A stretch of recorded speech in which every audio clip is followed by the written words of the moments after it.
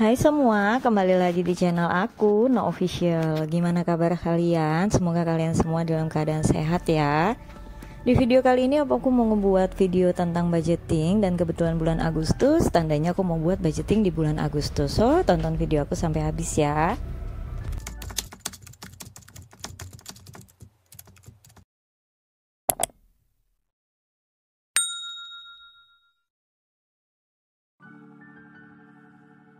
Wah, udah nggak kerasa ya teman-teman, kita udah masuk aja di budgeting bulan Agustus. Kayaknya baru banget kita itu bikin tema-tema 17 Agustusan di tahun lalu. Tapi nggak kerasa ini udah bulan 8 aja, udah tinggal beberapa bulan aja lagi kita udah ngelewatin lagi tahun 2023. Gimana nih perjalanan kalian dalam ngebudget untuk kurun waktu 6 bulan lebih udah ini berarti ngebudgetnya ya? Aman-aman aja kah? Konsistenkah kalian dengan budgetingnya? Atau mungkin ada yang udah mulai jenuh dengan budgeting, akhirnya mulai ninggalin? Aduh, jangan sampai ya teman-teman. Karena memang ngebudget itu terasanya sulit di awal, tapi akan menyenangkan di akhir pastinya.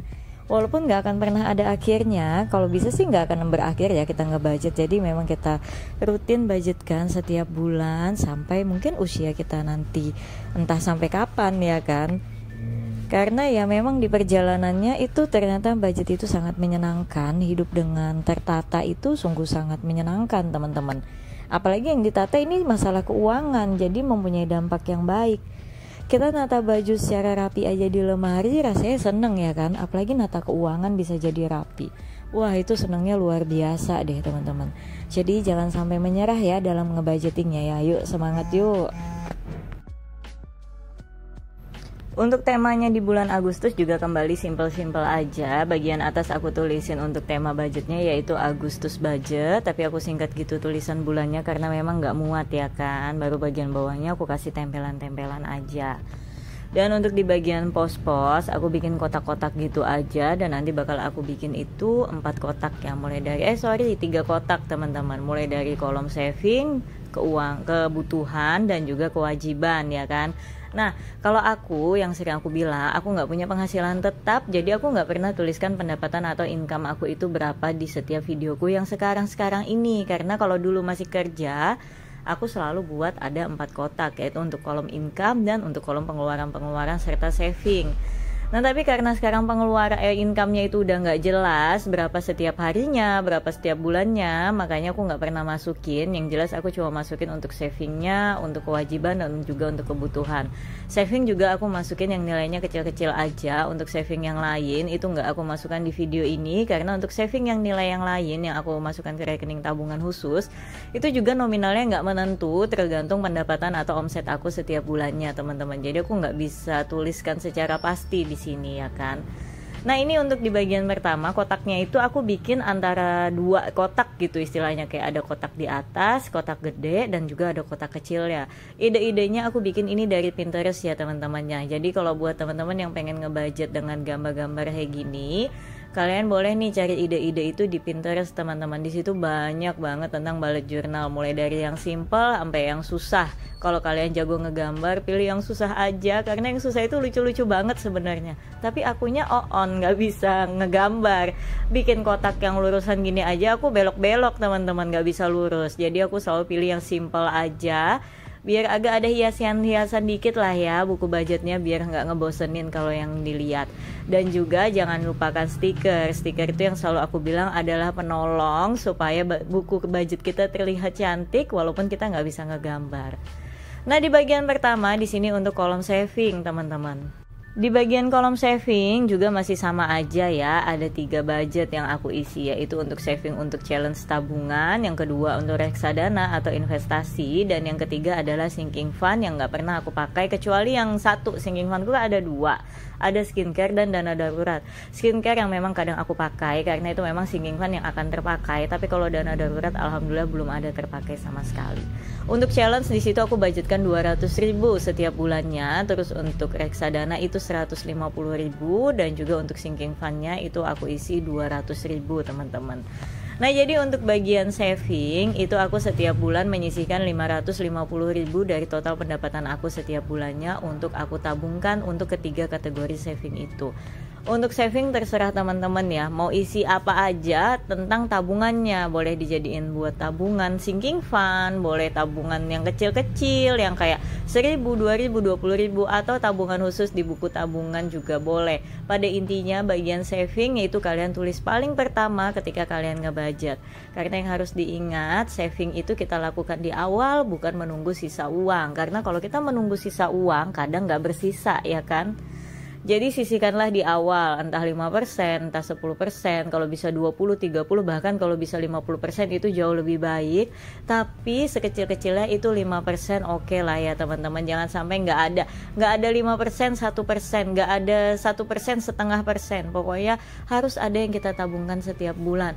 10.000, 20.000, 50.000 nggak masalah. Yang penting ada yang kalian sisihkan setiap bulan dan jangan dipakai uangnya gitu ya. Pakainya untuk jangka waktu tertentu, entah dalam 1 tahun baru kalian pakai, atau 2 tahun, atau bahkan bertahun-tahun. Kalau nominalnya mungkin yang agak kecil-kecil boleh dikalkulasikan untuk agak lama supaya lebih lumayan ya kan. Lanjut, yang kedua itu adalah pos untuk kewajiban. Kewajiban di sini aku isi untuk mama, untuk listrik di rumah, listrik di toko, wifi dan air, BPJS, juga iuran sampah. Nah, kalau kewajibanku lumayan nambahnya signifikan ya teman-teman ya. Yang pertama untuk mama itu masih sama sih, 400.000, nggak ada pertambahan. Terus untuk listrik di toko juga alhamdulillah masih sama, 500.000 aja, nggak nambah-nambah. Walaupun aku masak pakai panci listrik, magicom, kulkas, AC, alhamdulillah sih belum ada pertambahan ya, semoga enggak. Terus untuk listrik di rumah juga 150.000 masih sama. Lanjut untuk yang wifi plus air nih 550.000. Nah ini nih yang lumayan signifikan nambahnya. Karena kebetulan penyewa di toko sebelah aku itu pindah. Biasanya kami patungan ya kan. Nah karena aku sendirian sekarang jadi lumayan ya nambahnya ya. Jadi nambah 200.000 daripada biasanya. Terus untuk BPJS 35.000 dan juga untuk iuran sampah di sini 30.000 ya, masih sama ya teman-teman ya. Nah, terus di sini jadi aku dapat total itu 1.665.000 untuk biaya kewajiban setiap bulan. Ya, semoga lah segera ada yang menyewa di sebelah toko aku. Jadi lumayan karena memang kebetulan meteran airnya ini jadi 1. Jadi biasanya kita bagi 2, terus dari wifi juga bagi 2 kayak gitu. Aku mau nggak pakai wifi tapi aku kerjanya juga dari internet harus bener-bener kuat ya. Mulai dari live, upload kayak gini kan internetnya harus kuat. Makanya mau nggak mau tetap wifi-nya tetap aku jalankan, nggak aku putus kayak gitu. Karena kalau tanpa wifi, waduh sama aja aku juga mematikan rezeki yang lain ya kan. Walaupun di YouTube aku sekarang kurang telaten nih karena aku sekarang fokusnya di TikTok, tapi bukan TikTok tentang keuangan ya teman-teman. Aku lebih TikTok ke tentang hobi aku, yaitu hobi dunia perkucingan. Nanti aku mungkin bakal aku share ya untuk akunnya di sini, tapi mungkin juga enggak karena aku agak malu gitu rasanya ya. Nah terus di bagian yang terakhir, untuk pos yang terakhir ada pos untuk kebutuhan ya teman-teman ya. Jadi kebutuhan juga kurang lebih sih masih sama untuk grocery, belanja bulanan, kuota juga masih sama. Terus juga untuk sayur dan juga bensin lalu pegangan. Di sini untuk grocery juga masih sama 350.000, kuota itu 100.000, ngomongnya agak belibet ya. Terus untuk sayur 500.000, bensin 100.000 dan pegangan 600.000. Untuk bagian kebutuhan sih alhamdulillah normal ya, 1.650.000. Ini maafkan ya teman-teman ya, cahayanya naik turun, kadang redup kadang terang karena memang aku mengandalkan cahaya di HP. Cahaya lampuku di sini agak kurang kalau di bagian dalam. Aku mau bikin di bagian luar toko, takut kalau pas lagi asik bikin video ada orang datang. Karena jujur aja kalau lagi bikin video kayak gini berantakan aku tuh orangnya ya, nggak bisa rapi. Jadi susah banget kalau mau bikin di meja depan, jadinya nggak bisa kayak gitu. Nah di sini mulai kebingungan nih, aku mau nempelin stiker, mau nempel di mana ya kan? Sedikit agak mau memaksa, tapi ya udahlah ternyata nggak bisa. Jadi kita pindah bakal nempelin nanti di sebelahnya aja. Nah jadi di bagian pos ini udah selesai ya. Jadi di aku itu ada 3 aja memang ya, saving, kewajiban, dan kebutuhan. Jadi semuanya aku gabungin jadi di situ semua. Nanti tinggal aku pisah-pisahin aja pengeluarannya kemana aja di kolom yang bakal aku buat ini. Nah, untuk bagian di sini kalian pasti udah tahu deh ya, kalau kalian yang biasanya ngikutin video aku biasanya bikin apa nih di bagian sini. Udah kayak tebak-tebak berhadiah ya, tapi nggak ada hadiahnya. Jadi di bagian sini aku ngebikin bagian untuk kolom tracker ya kakak-kakak, teman-teman semuanya, bunda-bunda. Jadi di kolom tracker ini nanti di sini yang bakal aku tulis semua pengeluaran aku khusus yang cash aja ya. Jadi kalau untuk yang pembayaran transfer, biaya wajib setiap bulan yang nominal-nominalnya tidak berubah, itu tidak aku tuliskan di tracker ini. Kenapa? Supaya nggak buang-buang tenaga aja gitu, supaya nggak banyak-banyakin tulisan. Karena kalau nominal-nominal yang udah pasti, paymentnya juga via transfer, ya udah kan ada recordnya di transfer gitu ya kan. Nah tapi kalau untuk yang nominal-nominal tidak pasti, pengeluarannya bisa berubah setiap bulannya, itu yang penting buat kita catat teman-teman. Kenapa?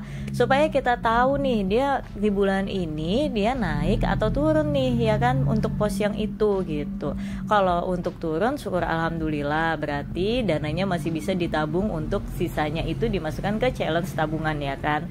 Tapi kalau nombok jangan sampai ya, makanya gunanya tracker. Di situ kalian bisa ngerem nih sebelum terjadi penombokan dahsyat. Kalian bisa wanti-wanti diri kalian supaya mengerem semua pengeluaran atau segera merombak budget kalian itu gitu.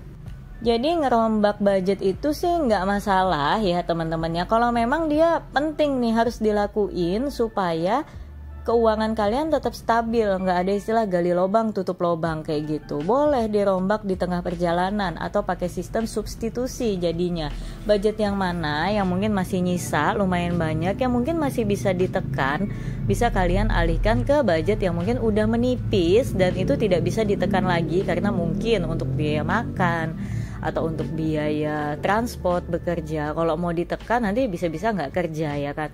Kalau makan kalau ditekan mungkin nanti bisa-bisa nggak makan. Tapi kalian bisa tekan mungkin di biaya kayak biaya pulsa, biaya belanja bulanan ya kan. Kayak gitu. Bisa nih sabunnya dihemat-hemat jadinya supaya bisa dipakai sampai akhir bulan. Pokoknya kalian, aku yakin deh para ibu-ibu di luar sana, para kakak-kakak di luar sana yang pandai mengatur keuangan pasti punya trik-trik sendiri supaya ngakalin nih, supaya budgeting kalian itu tetap aman setiap bulannya. Ini nggak kerasa udah selesai nih aku buat videoku sampai akhir. Semoga bisa ngebantu, semoga juga cerita aku nggak membosankan ya teman-teman. Teman-teman yang di luar yang belum ngebudgeting, yuk semangat ngebudget. Dan juga makasih yang udah pada nontonin video aku sampai habis. Sampai ketemu di video lainnya ya, bye bye.